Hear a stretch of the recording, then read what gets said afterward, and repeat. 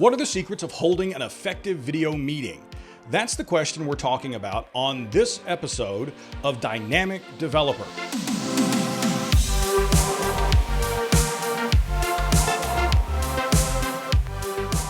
I'm your host, Bill Detweiler, and this week I'm talking to someone who knows a lot about the subject.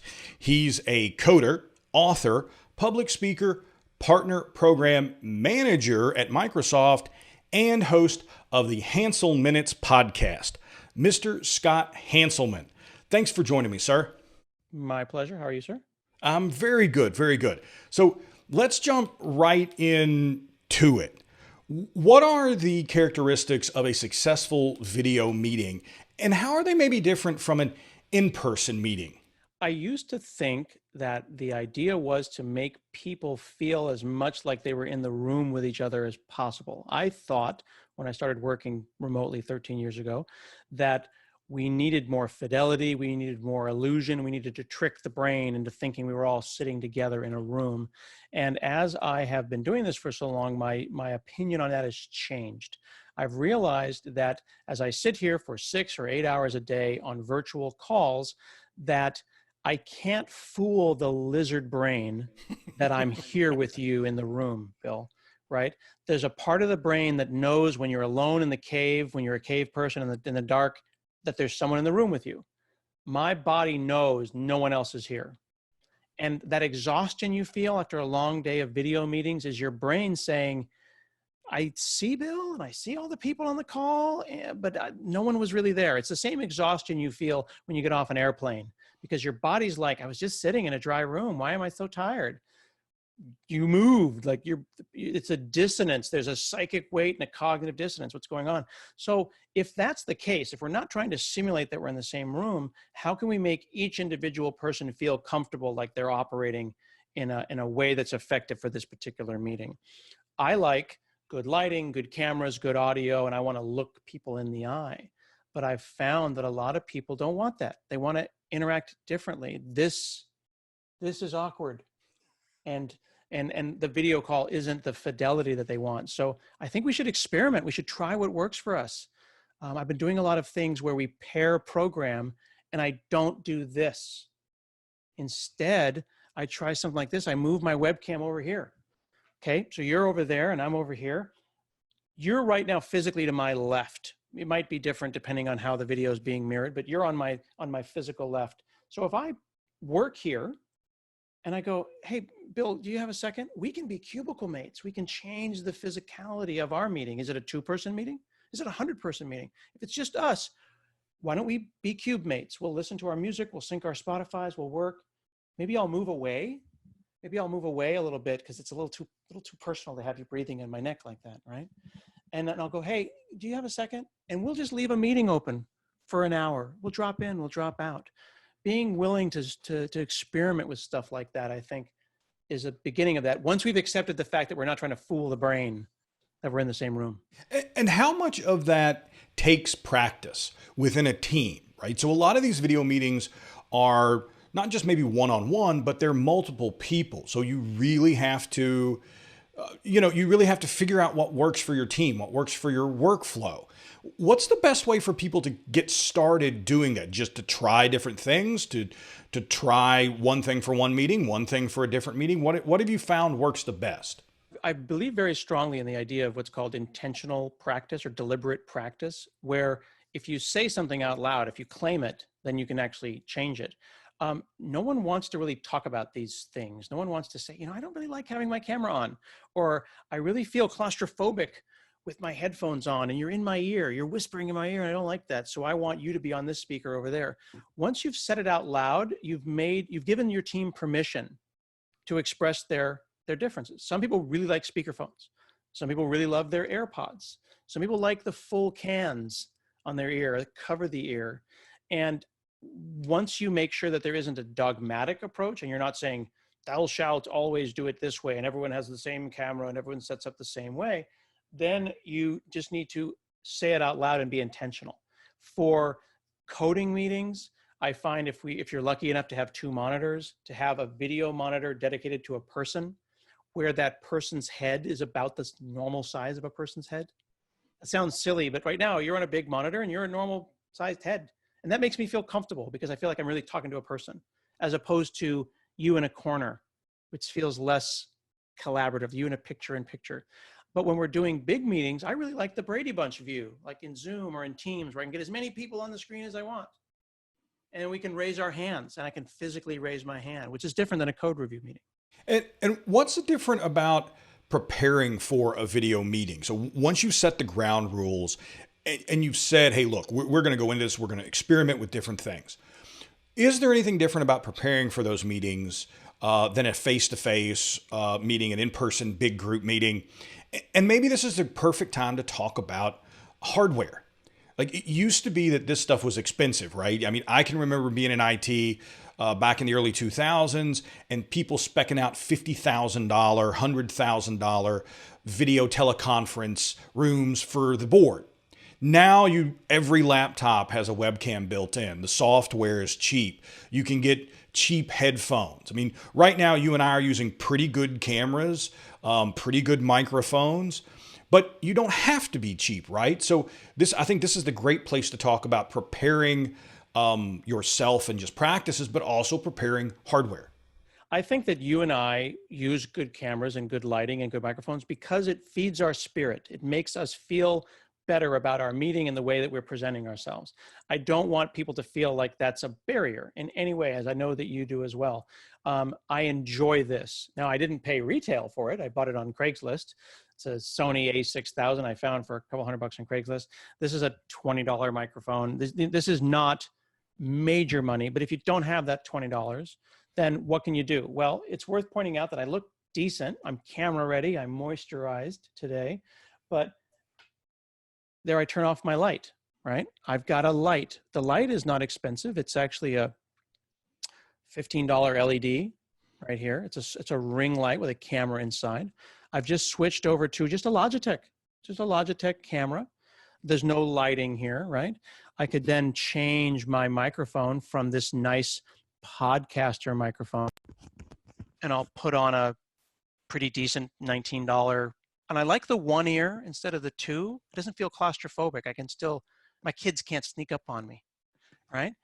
But then it maybe looks a little dim, a little weird. Well, maybe I can just open a window here, right? Let's see if natural light adds something, right? So you might find that you have a great webcam and you have a great laptop and you have a little microphone and you just need to rotate on the kitchen table and get that kitchen sunshine on you and you're going to look like $1 million as well, and it's not going to cost you a penny.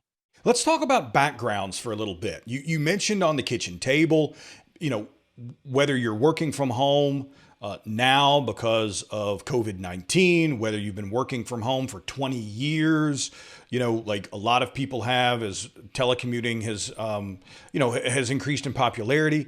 Talk a little bit about background, what it makes a good background. And I don't mean someone that's looking to be a Twitch streamer, someone's looking to be a YouTuber that has to have the classic bookshelf and all the minifigs, or pick your genre of model on the back shelf.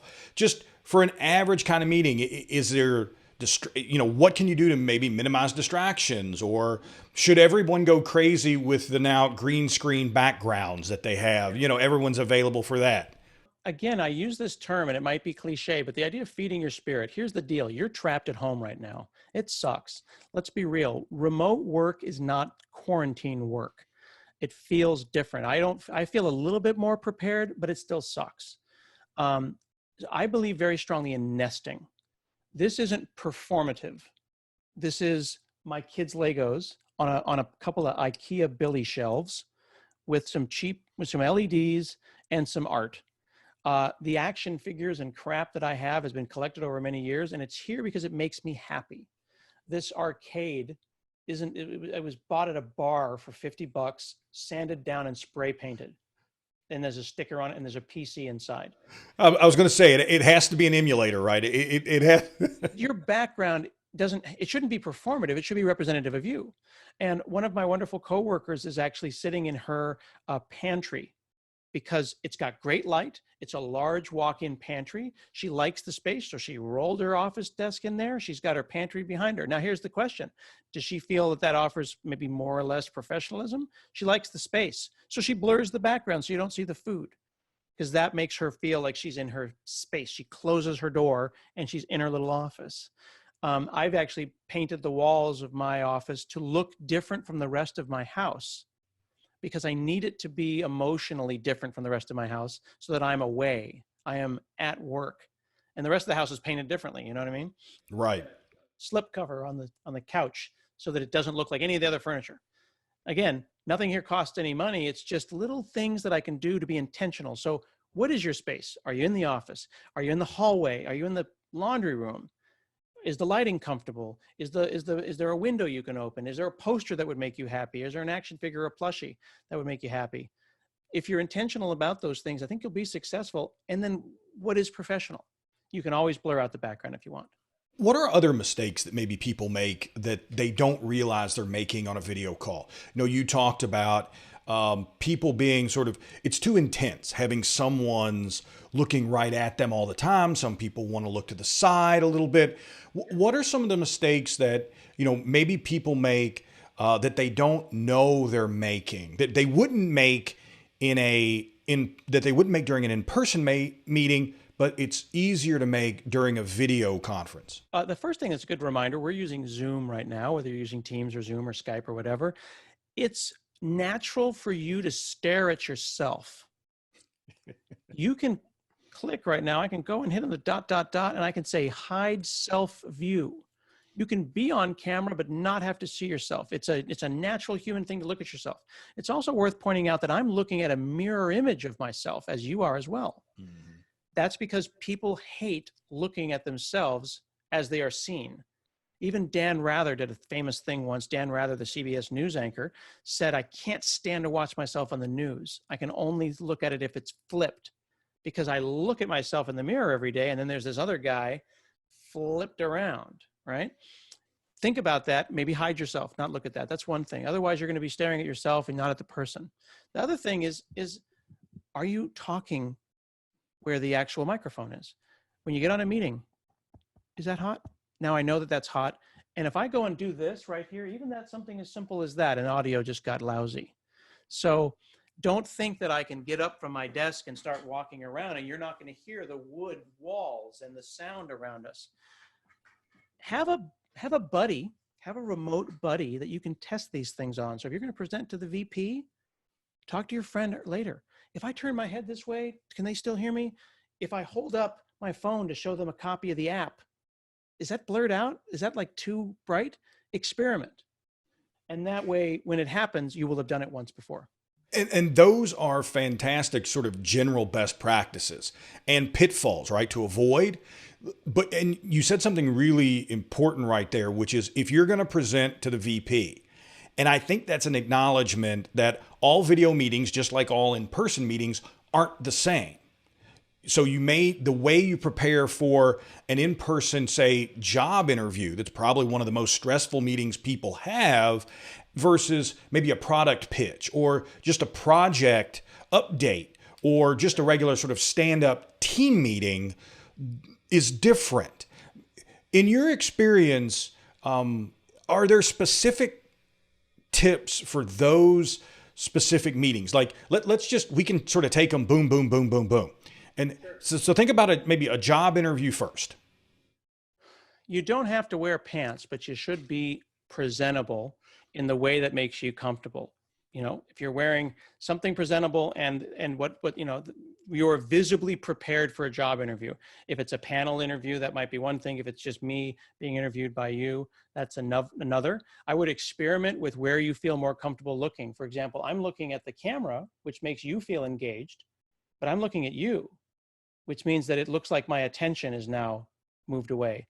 Literally me moving your window up near the webcam hole can make that less uncomfortable. People want to see each other in an interview like this. If you're presenting to a group, that's less important. There's 20 other people on the call. They don't really care. They just don't want me sitting here like this or doing whatever, going to the restroom. Practice your screen sharing. So it's not, hang on, okay, wait a second. Can you see my screen? All right, everybody see my screen? If Zoom has put the square around the window and you've done it, you've practiced it multiple times, they can see the screen. There's a crispness to those cuts that can make you a little bit better. Don't go and then launch PowerPoint and then go into your slides. Have those kind of like transitional moments, those awkward pauses. Practice them. Practice them if you're going to be presenting so that you can, do you have anything inappropriate on a browser you shouldn't be using? Are you in the right mode? Are you using the right profiles? Are things pinned correctly? Maybe hide your icons. All of these things just give an air of professionalism, where professionalism is whatever you and your bosses and your office's culture has defined as being professional. Well, Scott, thanks for joining us and sharing all the really great advice. I really appreciate you taking the time. Absolutely my pleasure. I would encourage folks to check out my blog at hanselman.com. I have a whole section on remote work with details on how to set up your own system, your cameras and your audio, and more tips like these. Definitely. And I'd like to say a huge thank you to all our viewers and listeners. You can hear more episodes of Dynamic Developer on your favorite podcast platform, or watch a video of each episode, as well as read a transcript at Tech Republic.